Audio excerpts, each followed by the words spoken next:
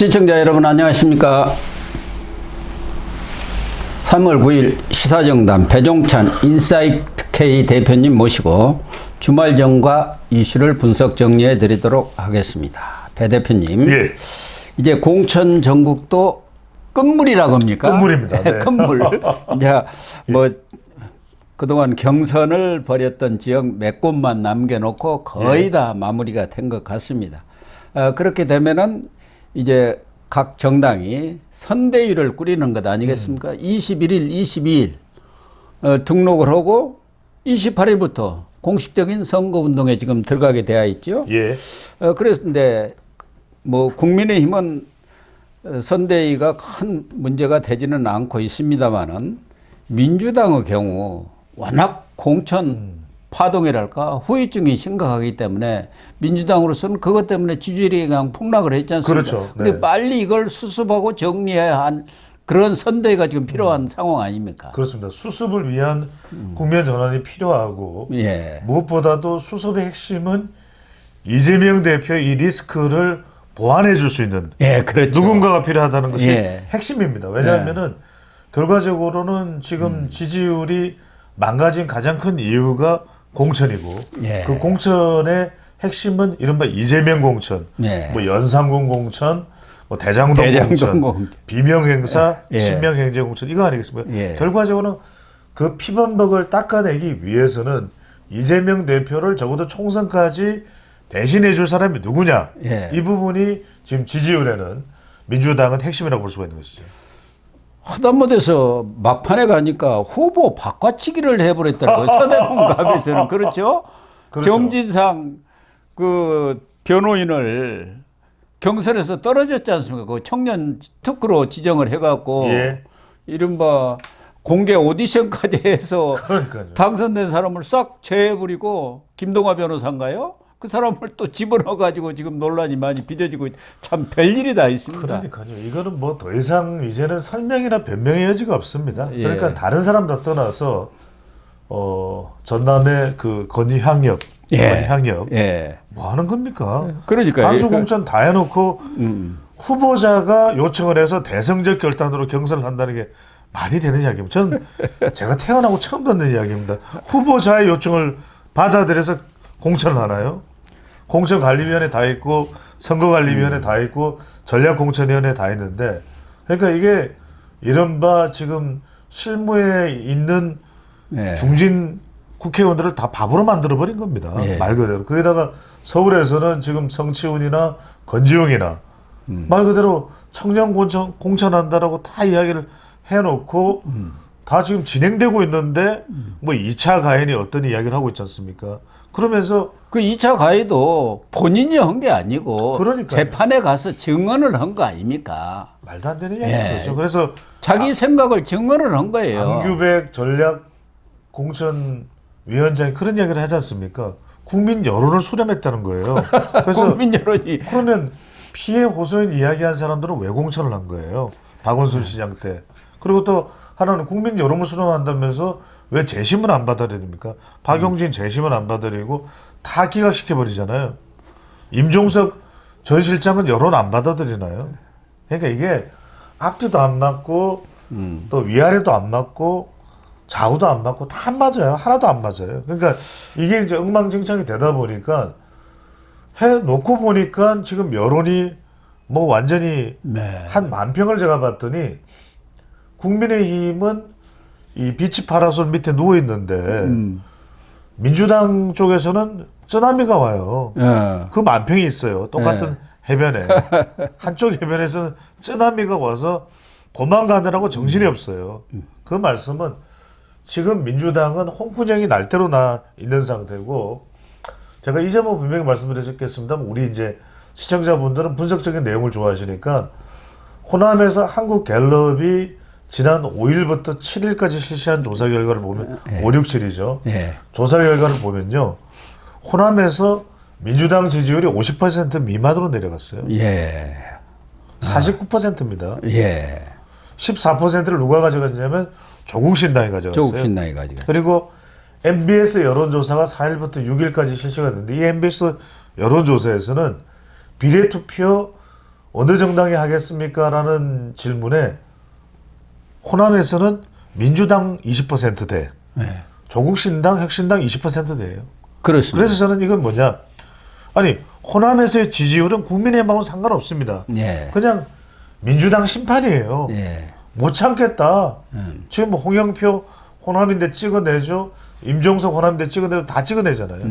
그러니까 도저히 못 보겠고 이제 뭐 이름도 모르겠어요. 권향엽입니까? 이름도 발음도 힘들어요. 근데 무슨 그 비서가 아니라는 거 아닙니까? 그 후- 부실장이니까. 그 후보 그러면 그냥 부실장으로 불러서 다 바꿔서 이야기하면 되네요. 그러니까 수행을 했는데 네. 전문 수행 비서가 아니다. 전문이 아니라는 거죠. 아니, 그래서 가끔 그것은 뭔 차이가 있습니까? 부실장을 단수 공천하는 건 괜찮습니다. 코미디입니까? 그래서 그러니까요. 제가 드리는 말씀은 앞뒤도 이거는 제 이야기가 아니라 시청자 여러분들께서 민주당 사람들한테 물어보십시오. 민주당 사람들도 어처구니가 없지만 말을 안 할 뿐이에요. 예. 그래서 이런 상황에서 지금 이대로는 선거 망한다.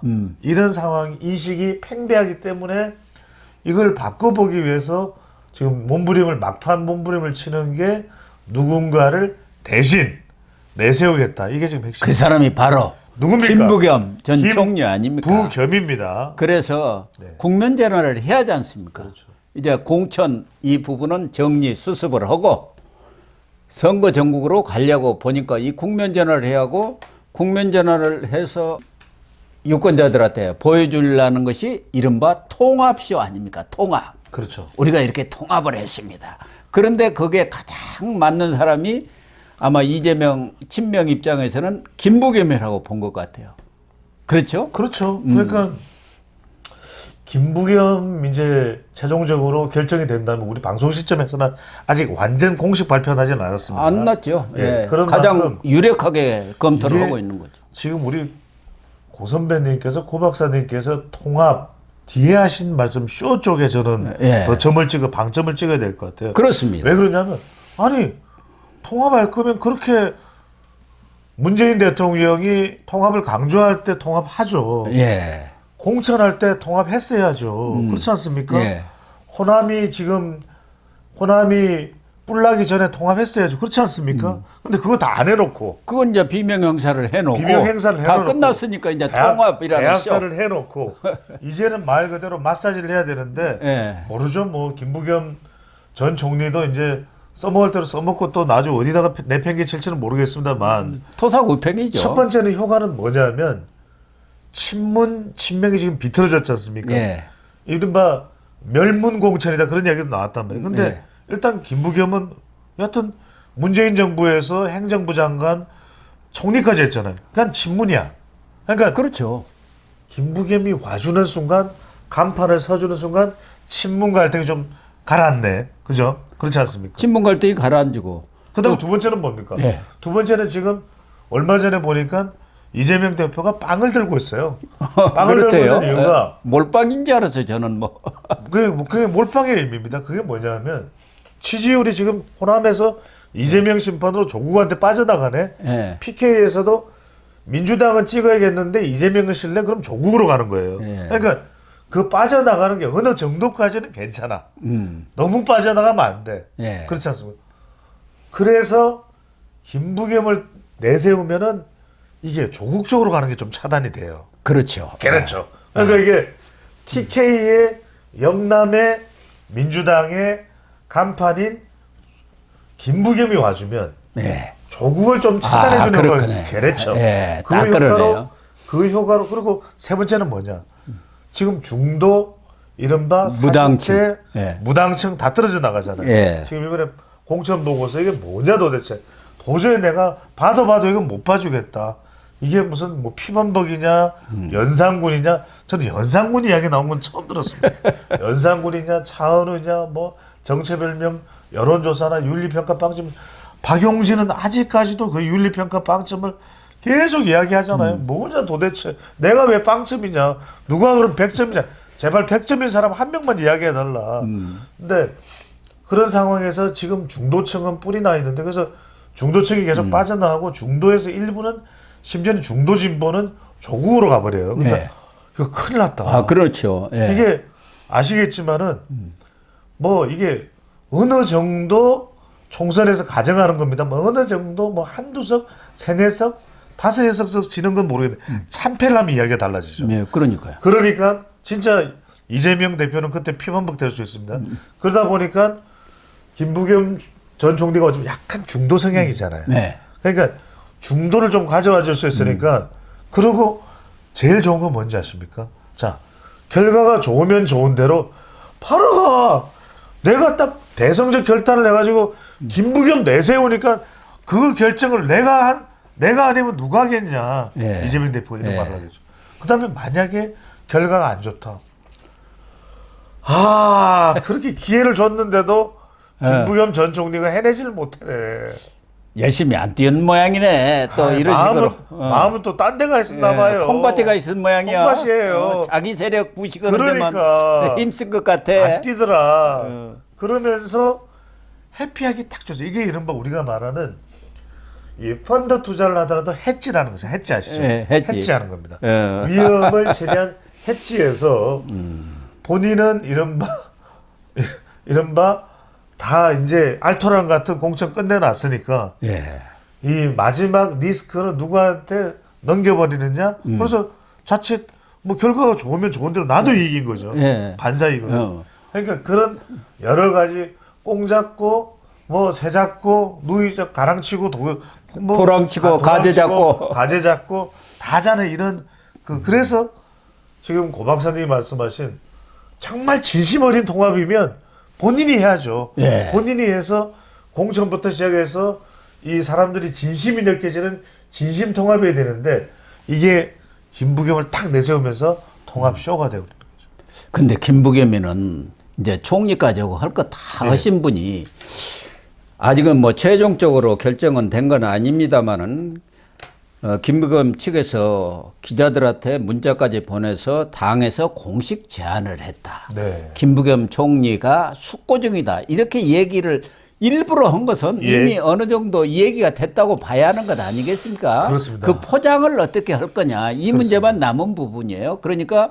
이재명 대표 이상과 선대유 이상, 그러니까 김부겸이도 나가려면 명분이 있어야 할 것 아니냐, 뭐 이런 것 지금 물밑 협상을 하는 중인 것 같은데 김부겸은 왜 이 시점에서 그동안에는 정세균 김부겸한테 제의했는데 그 통합 안 하니까 우리 안 한다 이렇게 거부했는데 이번에 또 쓱 받아들이는 그런 생각은 나름대로 뭔가 정치적 계산이 있을까요? 이건 제가 말씀드릴 수 있을 것 같아요. 제가 3차원 분석을 했습니다. 3차원 분석을 뭐냐면 왜 그러냐면 제가 김부겸 전 총리를 좀 아니까 개인적으로. 왜냐면 같이 유튜브도 했었고. 아, 그렇군요. 그렇죠. 그리고 여러 뭐 컨설팅이나 조언이나 이런 거에 대해서도 제가 많이 또 구상을 한 적도 있습니다. 아, 예. 그냥 뭐 누구든지 컨설팅을 원하는 사람에 대해서는 그럼 이제 우리 컨설팅 연구소에- 전문가인데요. 그렇죠. 근데 굉장히 신중해요. 막 아, 예. 그렇죠. 행동을 마음대로 하는 사람이 아닙니다. 네, 여러분들 신중한 사람. 두 가지 사례를 보면 행정안전부 장관을 할 때 문재인 정부에서 뭔가 다툼이 있었던 거 기억나시죠? 그때 경찰 네. 조직에 그때 보통은 막 꾸짖고 징계를 하는 경우들이 많습니다만 이분이 좀 마음이 약해. 그래서 양쪽을 다 불러다가 서로 화해를 시킵니다. 기억나실 거예요. 예, 그런 적이 있었죠. 그렇습니다. 예, 그 다음에 이낙연 전 총리하고 제가 비교를 해보면 이낙연 전 총리도 제가 좀 아니까요. 이낙연 전 총리는 얼마나 신중한지 두들겨 보고 안 건너요. 돌다리도 두들기면 두들기다가 안 두들기고 건너고요. 안 건너요. 두들기고 안 건너는데 김부겸 전 총리는 두드려 보고 그런 판단이 있으면 가능성이 가요. 있다? 판단이 한번 있으면 가요. 가는 거고. 판단이 있으면 이 사람은 가요. 근데 지금 막 두드린 거예요. 계속 두드렸어. 그런데 3차원의 첫 번째 차원은 뭐냐? 내가 안 하면 뭐 할 건데 이거예요.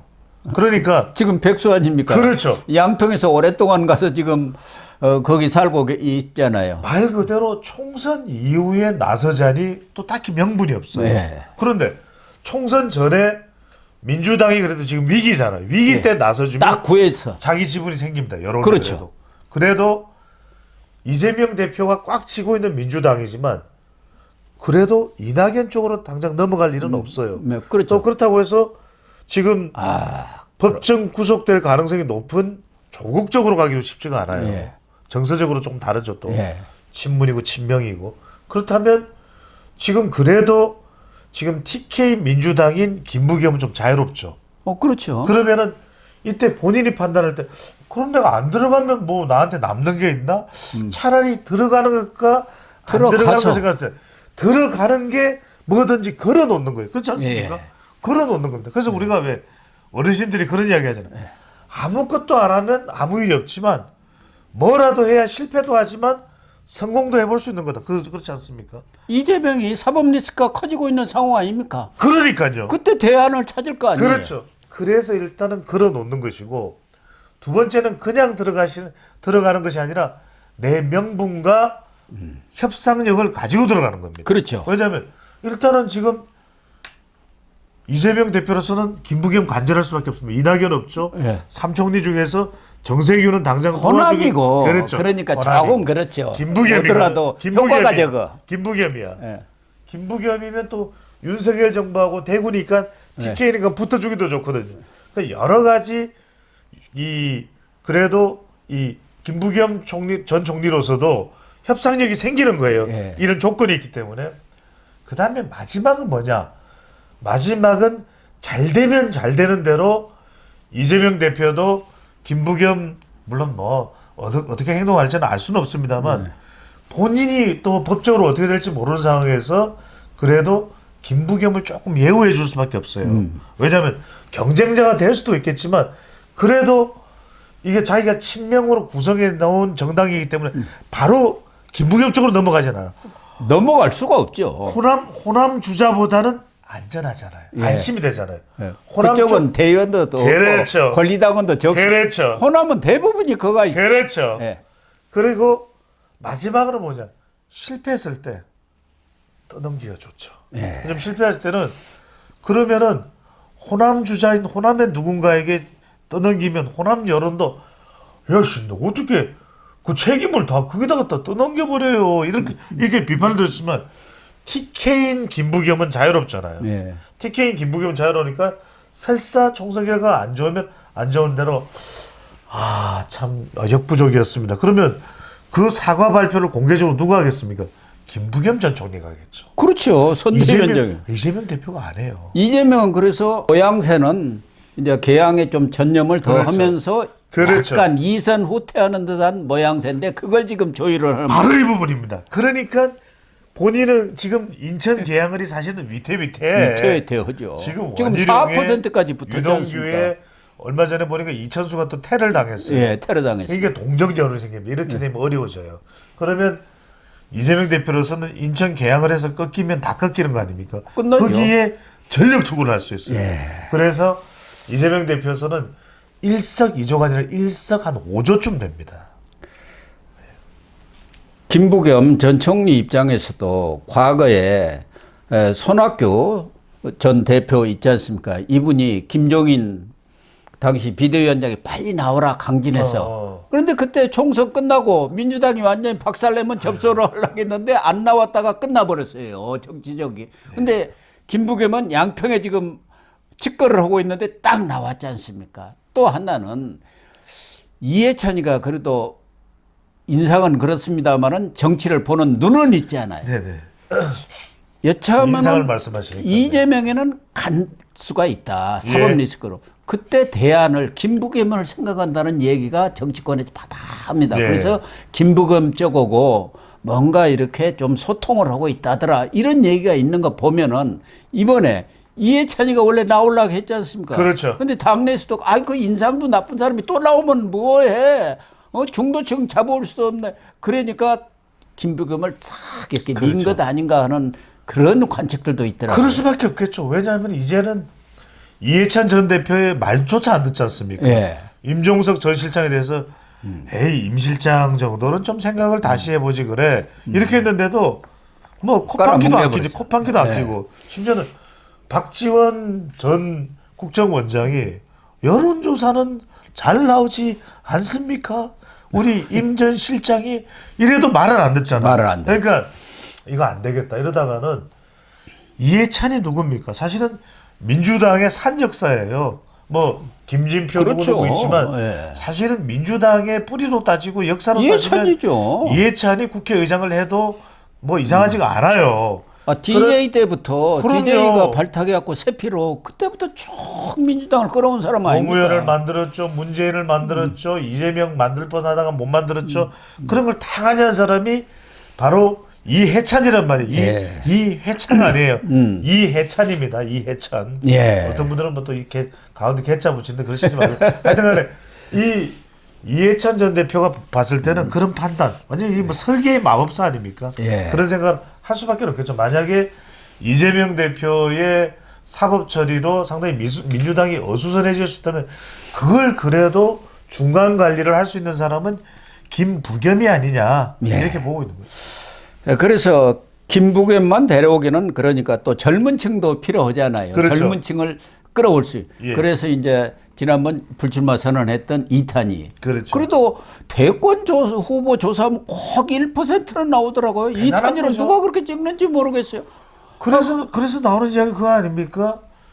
일본은 오타니, 한국은 이타니. 아, 그렇군요. 네네.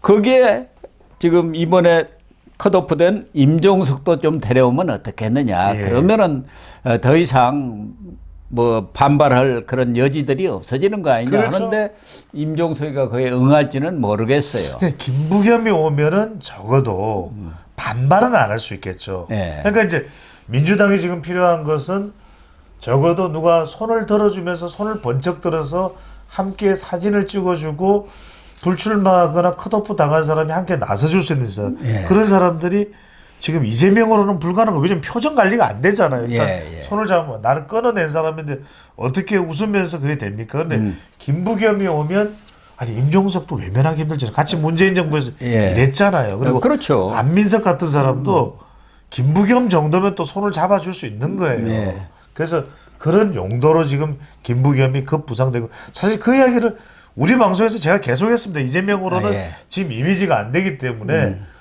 이제 한 30일 남은 동안 지지율이 20%대로 내려가면 MBS 여론조사에서 민주당 지지율이 29%입니다. 예. 내려갈 수밖에 없는 거죠. 그렇습니다. 다음 주 11일쯤에 선대위를 구성한다니까 아마 다음 주 초에는 예. 이 김부겸 선대위원장 내정이 이렇게 발표가 되지 않을까 그렇게 전망을 할 수도 있을 것 같습니다. 예.